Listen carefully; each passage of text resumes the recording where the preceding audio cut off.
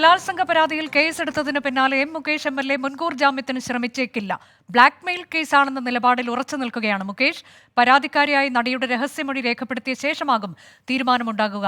ശ്രീകാന്ത് വിവരങ്ങളുമായി. ശ്രീകാന്ത്, ഇതിൽ ചില വിശദീകരണം അദ്ദേഹം നേരത്തെ തന്നെ നൽകിയിട്ടുള്ളതാണ് ഈ ബ്ലാക്ക്മെയിലുമായി ബന്ധപ്പെട്ട്. ആ കാര്യത്തിൽ അദ്ദേഹം ഉറച്ചു നിൽക്കുകയാണോ, അത് കോടതിയിൽ എത്രത്തോളം നിലനിൽക്കുന്ന ഒരു വാദമാണോ എന്നതുകൂടി ഉണ്ടല്ലോ. കാരണം ഇപ്പോൾ തന്നെ ഉയർന്നു വന്നിട്ടുണ്ട് ആ വാദം നിലനിൽക്കില്ല എന്നുള്ളത്. അത് എന്തുകൊണ്ട് പരാതിയിലേക്ക് പോയില്ല ബ്ലാക്ക്മെയിലിന് വിധേയനായെങ്കിൽ എന്നൊക്കെയുള്ള ചോദ്യം. അപ്പോൾ എന്താണ് മുകേഷിന്റെ തുടർ നീക്കം? ഏറ്റവും ഒടുവിലായി കിട്ടുന്ന വിവരമനുസരിച്ച് അനുജ, ഈ കേസിൽ മുകേഷ് തിടുക്കപ്പെട്ട മുൻകൂറിന് പോയേക്കില്ല എന്നുള്ളതാണ് മനസ്സിലാകുന്നത്. പക്ഷേ അത് പൂർണ്ണമായും അദ്ദേഹം തള്ളുന്നില്ല.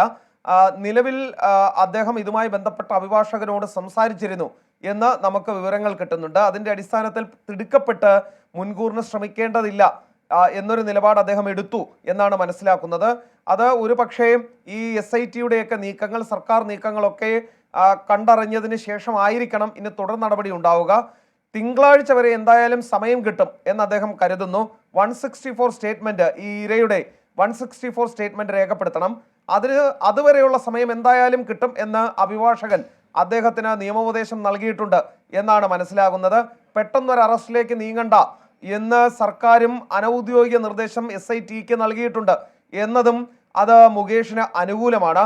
അദ്ദേഹം പറയുന്നത് ഇത് ബ്ലാക്ക് മെയിലിംഗ് കേസാണ് എന്ന രീതിയിൽ ഉറച്ചു നിൽക്കുകയാണ് ഇപ്പോഴും മുകേഷ്. അതിനാൽ അദ്ദേഹം പെട്ടെന്നൊരു മുൻകൂർ ജാമ്യത്തിന് പോയേക്കില്ല എന്നാണ് മനസ്സിലാകുന്നത്. എന്തായാലും കാത്തിരുന്ന് കാണാം. മറ്റൊരു രീതിയിൽ കൂടി ഈ കേസ് സെറ്റിൽ ചെയ്യാനുള്ള നീക്കവും നടക്കുന്നുണ്ട്. അതൊക്കെ തന്നെ വരും മണിക്കൂറുകളിൽ കൂടുതൽ വ്യക്തമാകും. നിലവിൽ അദ്ദേഹത്തിന്റെ നിലപാട് ഇതാണെന്നാണ് നമുക്ക് മനസ്സിലാക്കാൻ സാധിക്കുന്നത്. മുകേഷ് മുൻകൂർ ജാമ്യത്തിന് ശ്രമിക്കാൻ സാധ്യതയില്ല എന്ന വിവരം, അതിന്റെ വിശദാംശങ്ങളാണ് ശ്രീകാന്ത് നൽകിയത്.